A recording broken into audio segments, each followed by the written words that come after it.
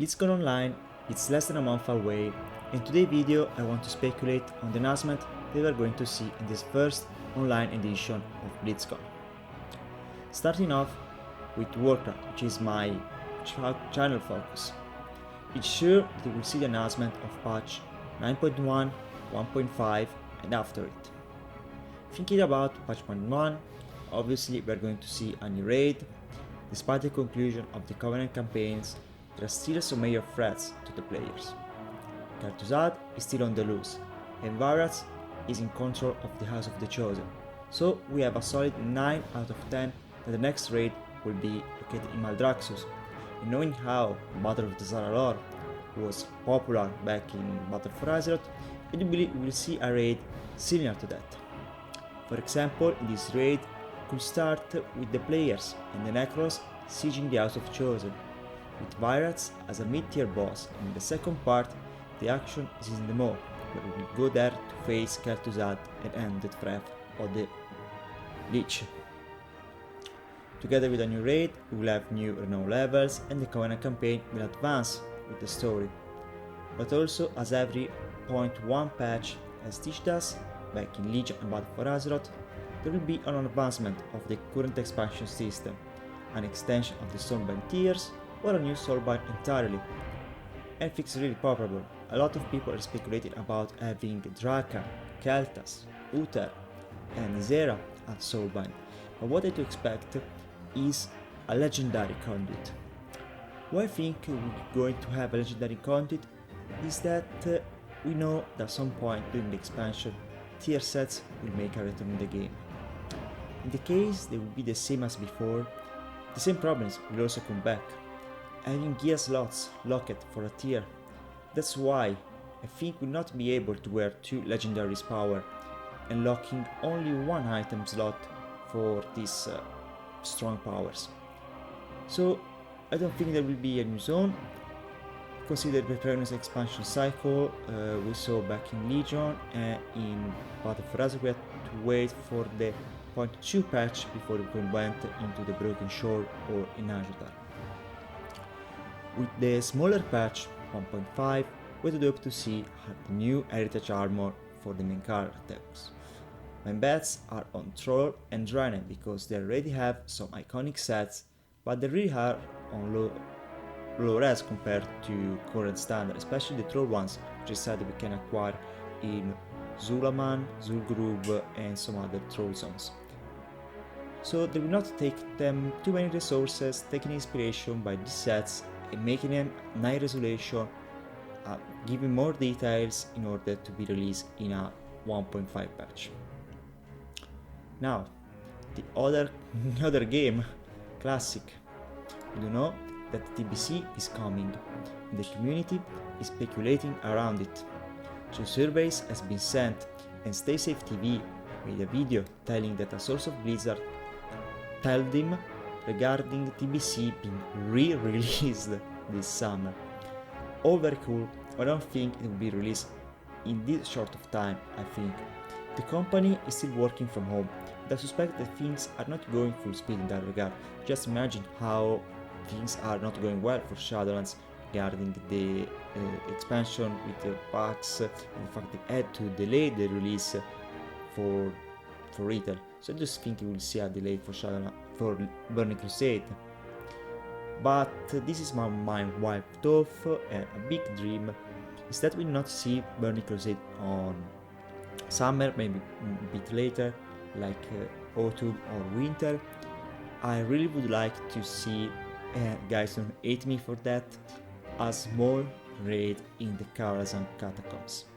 The reason why I want to see that it's because we already know of them. We saw discovered that classic raids were made in full speed. The Molten Core was made in a week. This was the words of Jeff Kappa, that at the time was working on the World of Warcraft team. Also, I think it will help a little to gather up some catch-up gear in order that the last guilds that are a bit struggling on the last boss of Naxxramas can finally clear the raid, archivate Classic and move over to the Burning Crusade. I think this is really cool to see, I think that the technology is there. I think they have the resources to do that and manage to do so. So why not? Just give us a use to that Atiash even in Classic. Now, the other two big protagonists of this BlizzCon are going to be Diablo 4 and Overwatch 2. We have received constant updates, especially regarding Diablo 4. We have received updates every 3 months, teaching us about the system, about the patch, about how they want to do things, and this will a really good of change considering the PR failure that affected the Diablo team in the last year, starting with Diablo 3, that we have no news at all. We only have to play the beta, which was only the first part of Act 1, and then all the bad things that went ahead with that.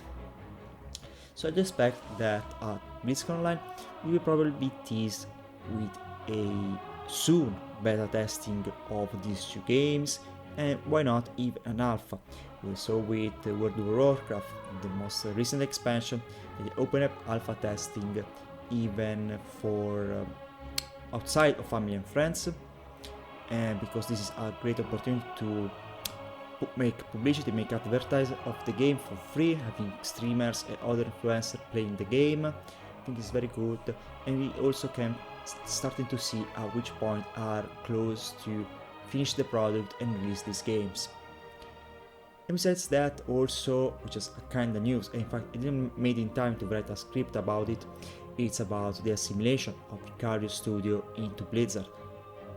As you guys know, if you don't know, let me summarize real quick. Vicarious Studios was a studio that was designed and made with the idea of remaking some iconic games of Activision like Crash Bandicoot, Tony Hawk, and now these teams have joined the Blizzard company.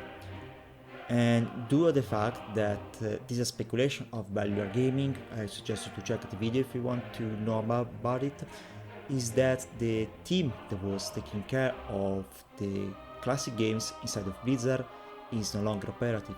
This also means no further updates for StarCraft as well.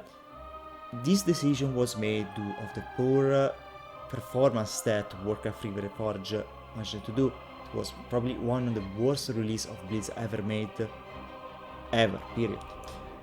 So I do say that probably Activision decided to move Vicarious into Blizzard in order to teach them something. This is what Valuer speculates, and what gives us to believe and to expect is probably a remastered version of Diablo 2. I actually never played the game. I'm really interested to try a remastered version of it. So yes, but we will have to wait for Blizzconline to have confirm about these rumors. So this is my expectation for Blizzconline. Surely this will be an interesting con this time, especially after we remained at speechless because the con was cancelled last year due obviously of the pandemic. I really would like to see some news. We are all hungry of some news, especially for me regarding Shadowlands, now that the main content is actually over, for everyone to see where the game is going to progress further, what they're going to see, but also for these other games that are really interested, especially Diablo 4. Thank you very much for watching. I would like to know your opinion and what you expect to see at Blizzconline, and see you in the next video. Bye bye.